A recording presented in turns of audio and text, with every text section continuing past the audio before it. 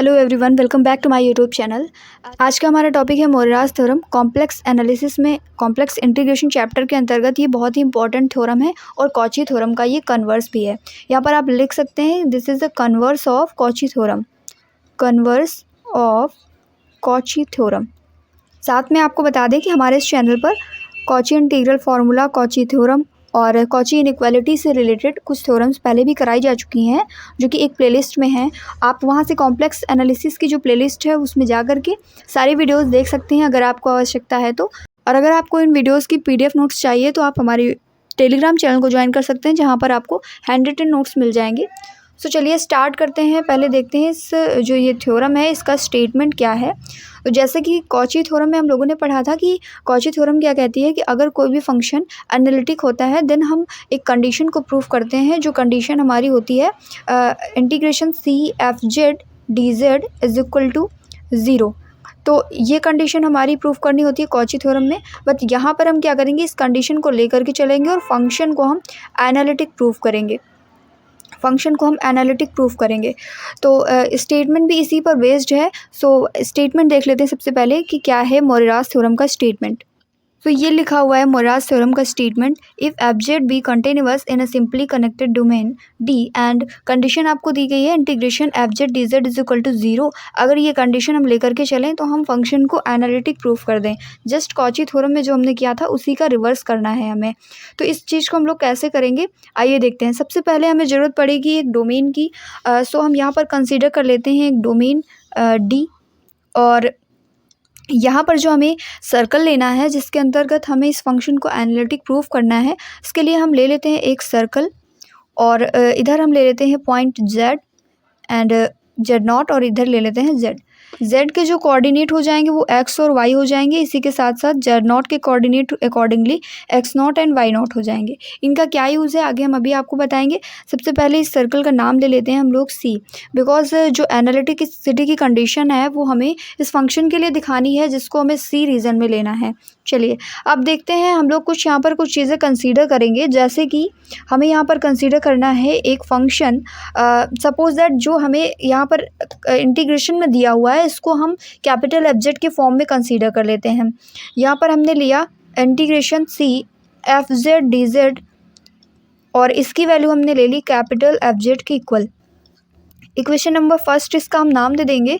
इसके बाद में यहाँ पर जो FZ हमने लिया है वो कोई भी सिंगल वैल्यूड फंक्शन हो सकता है जिसकी वैल्यू हमें 0 दी गई है, देन FZ को एनालिटिक प्रूफ करना है। इसके बाद में हम क्या करेंगे कि हमारा जो इंटीग्रल का पाथ है वो Z to Z0 होना चाहिए, और हम जानते हैं कि सर्कुलर पाथ में हम चाहे Z to Z0 इंटीग्रेट करें और Z0 to Z करें, बात वही होगी। तो हम किसी भी पाथ के थ्रू इंटीग्रेट कर सकते हैं। कहने का मतलब ये है कि अगर हम इस C को Z0 to Z इंटीग्रेट कर दें FZ dz, देन ये हो जाएगा इक्वल कैपिटल FZ के, जैसा कि हमने कंसीडर किया था।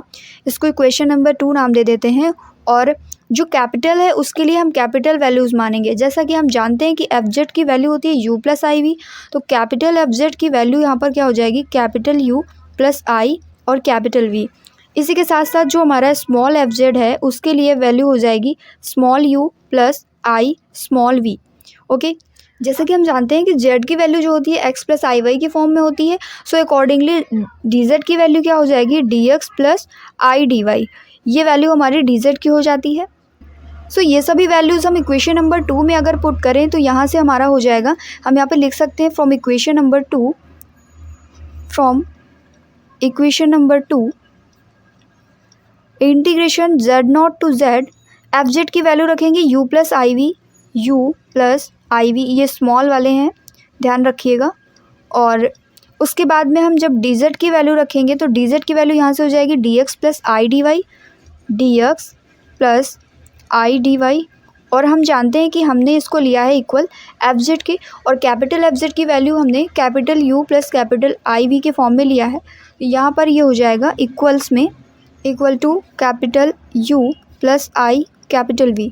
ओके, आगे हम देखते हैं यहाँ पर जब हम Z और Z0 के लिमिट्स को देखते हैं तो जैसा कि हमने फिगर में लिया था, z पॉइंट लिया था और z0 लिया था। z के कोऑर्डिनेट जो थे x एंड y के फॉर्म में थे और यहाँ पर z0 के जो थे वो x0 एंड y0 के फॉर्म में थे। सो लिमिट्स को भी हम अकॉर्डिंगली चेंज कर सकते हैं। तो यहाँ पर हमने क्या किया, z0 को लिखा है x0, y0 और z को लिखा है x एंड y।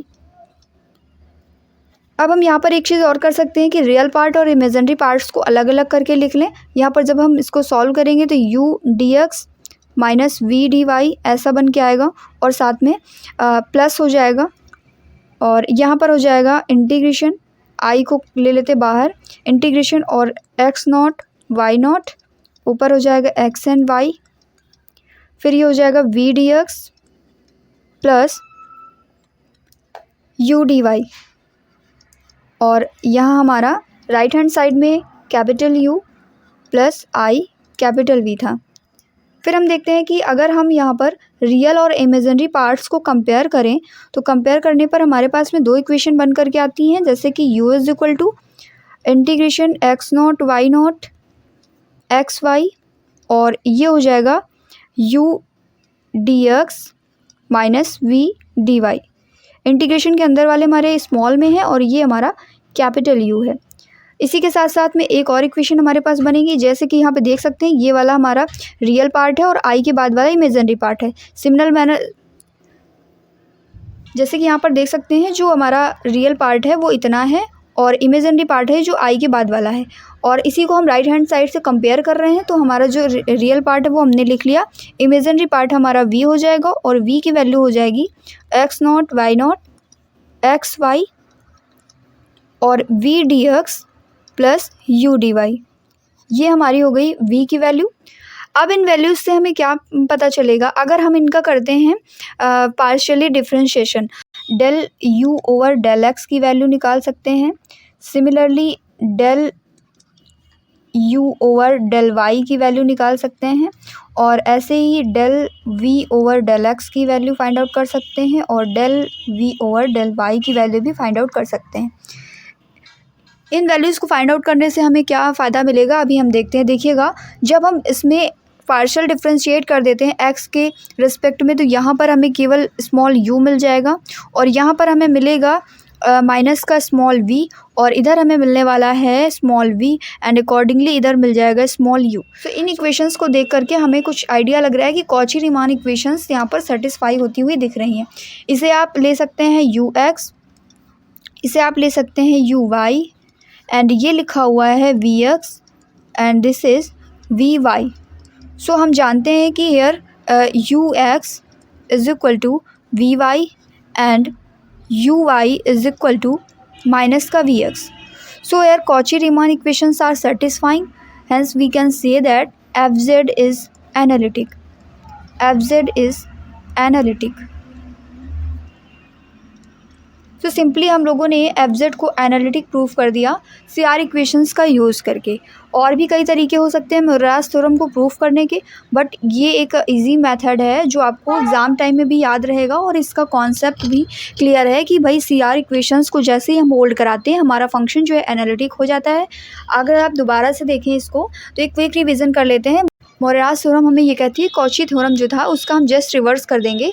तो उसके लिए हम क्या करते हैं, हमें स्टेटमेंट लिखना होता है कि फंक्शन अगर हमारा कंटिन्यूअस है और एक सिंपली कनेक्टेड डोमेन में fz dz इंटीग्रेशन में वैल्यू इसकी 0 आती है, देन फंक्शन हमारा एनालिटिक होगा। हम एक डोमेन कंसीडर करते हैं जिसमें एक सर्कल है, एक पॉइंट z टू z0 लेते हैं और इस पॉइंट के अंदर इसे हम इंटीग्रेट कर सकते हैं। फंक्शन हमारा जो होगा उसको हम कैपिटल fz के इक्वल मान लेंगे इंटीग्रेट के टर्म में और यहाँ पर जो हम कुछ टर्म्स मानेंगे जैसे कैपिटल में है तो capital u plus IV, small में है तो उसको स्मॉल में मानेंगे और फिर इसी इक्वेशन का यूज़ करके दोनों को इक्वल कर देंगे और बस equating imaginary and real parts और यहाँ पर हमारे u और v की वैल्यूज़ मिल जाएंगी। इन वैल्यूज़ को हम कॉची रीमान इक्वेशन में यूज़ करने के लिए ux, vx, uy और vy की वैल्यूज़ निकालेंगे और हम यहाँ पर देख सकते हैं कि जो कॉची रीमान इक्वेशंस है CR इक्वेशंस है वो होल्ड कर रही हैं, इसलिए हमारा फंक्शन क्या हो गया, एनालिटिक हो गया। आई होप आप सभी को ये प्रूफ समझ में आया होगा। अगर वीडियो अच्छा लगा हो तो वीडियो को लाइक करना ना भूलें, चैनल को सब्सक्राइब कर लें और बेल आइकन को भी प्रेस कर लें ताकि आगे आने वाली जितने भी वीडियोस हों वो आपको मिलती रहें। अगर आपको प्रीवियस वीडियोस की ज़रूरत है तो प्लेलिस्ट में जाकर के कॉम्प्लेक्स एनालिसिस की सारी वीडियोज़ आप देख सकते हैं और अपना फीडबैक भी दे सकते हैं। Thank you.